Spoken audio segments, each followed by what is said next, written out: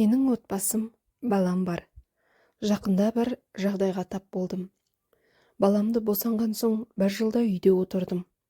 Енем балаға қарап беремін. Жассың әлі, жұмыс істей бер деген соң жұмысқа шықтым. Бірақ бала туғаннан кейін дене бітімім біршама толықсып қалғандай.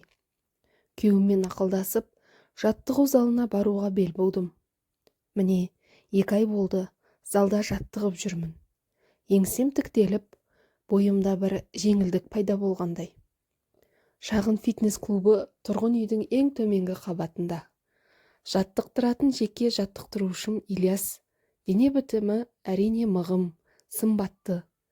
Бірақ бойым менен біршама аласалау. Басында жаттығуларды көрсетіп, аяғыңызды былай қойыңыз, беліңізді көтеріңіз деп денемнің әр жерінен ұстағанына мән бермейтінмін. Себебі жаттығудың барлығын мен дұрыс жасай алмаймын. Сондықтан оны көрсеткенде тұрған ештеңе жоқ. Бір күні жұмыстан кешірек шықтым да, залға кешеуілдеп келдім. Жаттығу залында 2-3 адам ғана бар екен. Ильяс та мені байқап, кешіктіңіз ғой бүгін, іске кірісейік деді. Біршама уақыттан соң жанымдағы адамға біреу телефонға хабарласқан соң, ол жылдам жиналып кетіп қалды.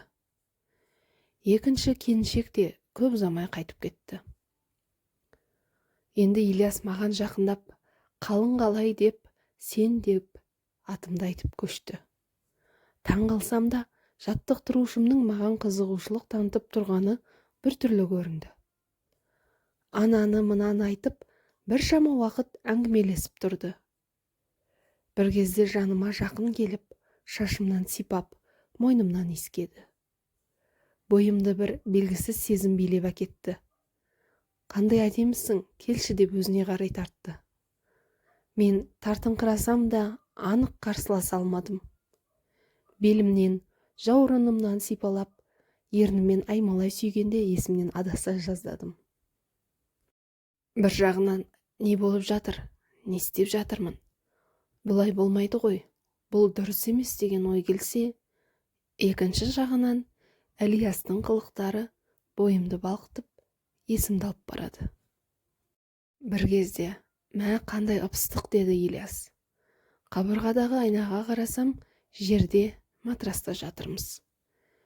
2 қолымды жоғары көтере ұстап алып, үстімде жатқан Ильястың қимылынан ауға түскен балықтай аласұрсам да, белімнен төменгі жағыма жағып бара жатқандай.